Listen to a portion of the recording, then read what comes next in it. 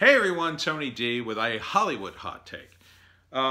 Before I do my video about the riots, and the riots are really, really bad. A lot of news today.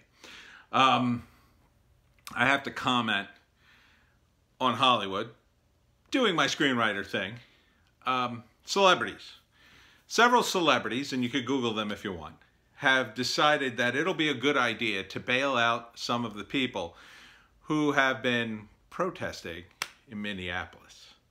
I cannot tell you what a bad idea I think this is. If I was the agent or publicity person or assistant to any of these celebrities, I would go, whoa, whoa, whoa, whoa, what?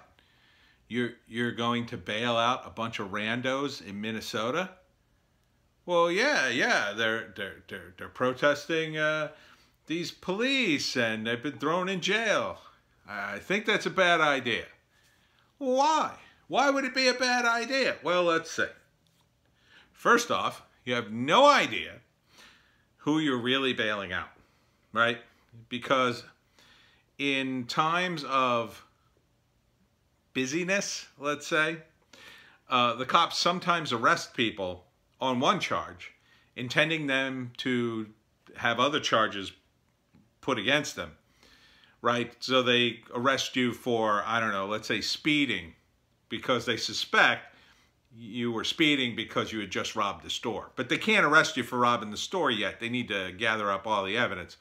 So they arrest you for speeding because they can keep you in jail for a day and, you know, start working on you a little bit because, you know, that kind of sitting in jail, you start thinking, what am I going to do? I need to call a lawyer, yada, yada, yada. It also gets them to the point where they can figure out your deal, right? Well, in this case, they're just going to throw you in jail because, hey, there's too many people and we got a lot of stuff to do. We'll get back to you later. These same people could be the guys who looted the Target, the guys who lit the AutoZone on fire, a guy who murdered somebody. You don't want to be associated with that, celebrities, you idiots. Why would you dip your toe into this mess? Why? Look, this isn't the 60s, okay? I'm not old enough to really remember a lot of the 60s, but I was there for the last 3 years of it. And there was a lot of stuff on TV about the Vietnam War, but understand that that was a different situation. We were at war. People got drafted against their will to go to a foreign country and die. Thousands and thousands of Americans died. Almost everybody knew somebody who had died in Vietnam or a family who had lost a son there. That was different. This is not Vietnam. So not even close to Vietnam. So don't compare the two. Boomers, they protested against a war that they were conscripted to go fight. So they had a vested interest in doing so, number one. But number two, it was hippie time. Peace, love, harmony. Yes, there were excesses, but the core of their principles were the same. Peace and love. Peace and love, brother and sister. That's what it was about. Now, there were people who went too far. Absolutely. There were excesses all over the place. But at the core, you're not going to hit people. You're going to smoke pot and chill out. These people in Minnesota are not smoking pot and chilling out. They're not walking around going, peace, brother. Peace. We got to have an understanding. They're not doing that. They're mad. They're angry. Now, they have some justification for that. George Floyd was murdered by a cop, and it's not funny. He did not deserve to die, but there is a lot going on here. Those two people knew each other. For 7 years, they worked together. Something's going on here. Was it racial? Maybe. I don't think it was. They knew each other. So, you have dipped your toe into politics yet again. You're not in the resistance. This isn't the beginning of the Fourth Reich, okay? just chill your jets. And even if it was, what you're doing is completely ineffective. Okay, you have millions of dollars. You live in a mansion in the hills. The people who are starting these fires, the people who are organizing this behind the scenes, are Antifa. They're radical leftists, and they hate you because you're the rich. They say, eat the rich. They're going to eat you if you let them. They will. I know you don't believe that, but they hate you. And it's the same sort of feeling that, well, I have to, and I'm not suggesting that this is going to happen. I don't want this to happen, but, you know, the Tate murders, the Manson murders, they were driven by this because the bad hippies, and the Manson families were the bad hippies, were twisted up by this ideology. And it was one of communism. It was one of, you have a lot, therefore you've taken it from me. That's the ideology. These people who are burning stores and looting, they don't care what stores they're burning and looting. They didn't just loot Target and AutoZone.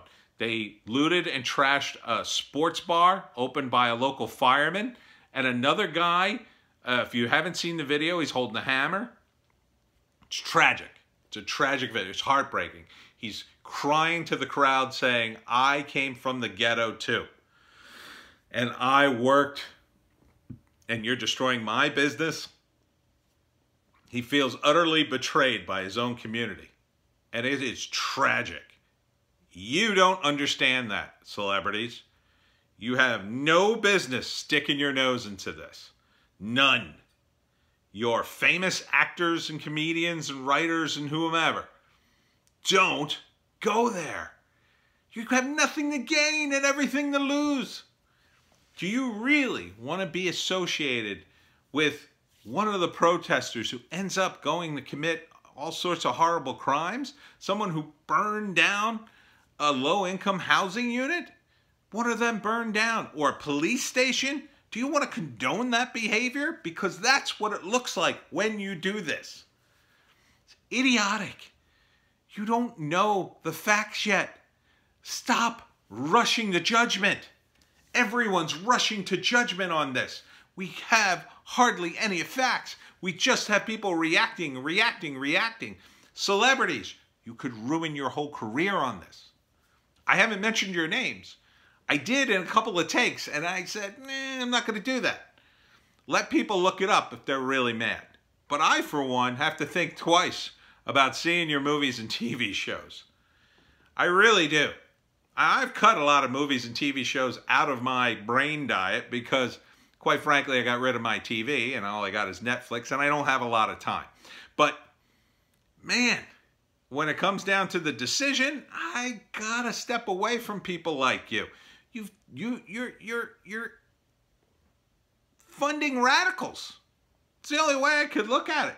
You're essentially funding radicals, in my view. It's my opinion. This is commentary, opinion, a whole thing. So stop. Just stop. Stay out of this. It's not cut and dry. This is not the early 60s. This is not the civil rights movement. This is not La Resistance. This is not the Vietnam War protest. This is something much more complicated. And you people have already destroyed your credibility in this area so many times I've lost count. You need civility. I know. Oh, civility never got us anywhere. Well, on that you're wrong, because it got you credibility. Now you don't have that. So you got to learn to lose the argument with dignity, or you're just going to keep losing. Trump won this argument. Trump's going to be reelected. And part of the reason he's going to be elected is because people like you keep rubbing in the salt in the wounds from 2016. Wounds that are your wounds. You keep rubbing the salt in and going, I'm a victim, I'm a victim. Stop. Stop. No one cares who you support politically. You are entertainers. Entertain or shut up. You're destroying everything in entertainment. Everything. Comedy is just about dead, thanks to you people. As a guy who's written comedy his whole life, I am very upset by that. As a guy who would rather be here doing comedy instead of commenting on insanity, I resent that. So I'm going to ask you, please, stay out of this. Help the way normal people help. Help your community. Your community is bad, by the way. LA is a cesspool. There are homeless people everywhere. Build a homeless shelter and shut the F up.